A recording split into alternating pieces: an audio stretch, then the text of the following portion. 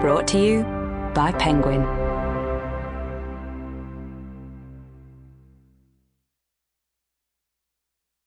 Year of the Rat. Written and read by me, Harry Shukman. For Hattie. We've made the decision not to say aloud some of the offensive language and slurs used by the people who feature in this book. Instead, we've replaced these instances with a bleep sound. Introduction. The smell of the crowd hits us before the sound does, a chemical tang from the handheld flares sparking up in central Warsaw. It tickles our throats and itches our eyes.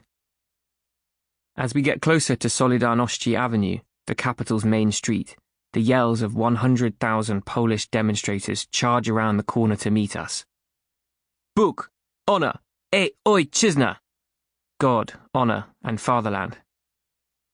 6 of us are here from the UK. This rally is nominally meant to celebrate Polish independence on the 11th of November, but has become an annual meetup for the European far right. Groups from across the continent come to forge connections, sell copies of Mein Kampf, stamp on LGBT rainbow flags, and get drunk. Clad in skull balaclavas, they march through the city waving banners emblazoned with neo-Nazi symbols and slogans like "Defend White Europa." Hosted for the last decade by a fascist party called the National Radical Camp, it has become a significant date in the extremist calendar. It is controversial even within Poland. The mayor of Warsaw has tried in previous years to ban it. Journalists reporting on the event have been attacked with mace by participants. We are delegates from Britain First, an extreme political party run by Paul Golding.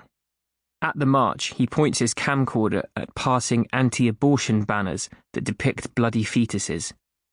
"This is how Britain should be," Paul shouts over the noise.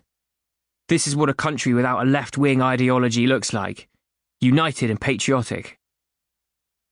The crowd moves east through the city, dodging firecrackers and plumes of red and white flare smoke. Ashley and Alex, 2 other Britain First members, look around in wonder. The biggest rallies they have attended back home had a fraction of this turnout. They marvel at the discipline of the crowd. Their own events in the UK are beset by drunkards carrying beer cans and urinating in public.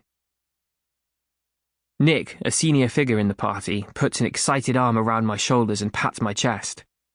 I tense up, feeling like I have been plugged into a socket. Nick's hand, not that he knows it, is touching the hidden camera underneath my shirt. Will he ask why a weird plastic box is taped to my chest? Will he expose my hidden wire in the middle of a mob of neo-Nazis? But he doesn't seem to notice, and we march on through Warsaw, my heart racing. Later, over dinner in a 5-star hotel with a Polish MEP, I am convinced my camera is visible and keep dashing to the toilet to check. But I'm safe. For now. We go out to a bar adorned with white pride stickers to down shots of frozen vodka. I listen to them talk about how the Holocaust was the big lie, and Auschwitz, a 4-hour drive away, didn't have gas chambers, but swimming pools and cinemas for Jews to enjoy.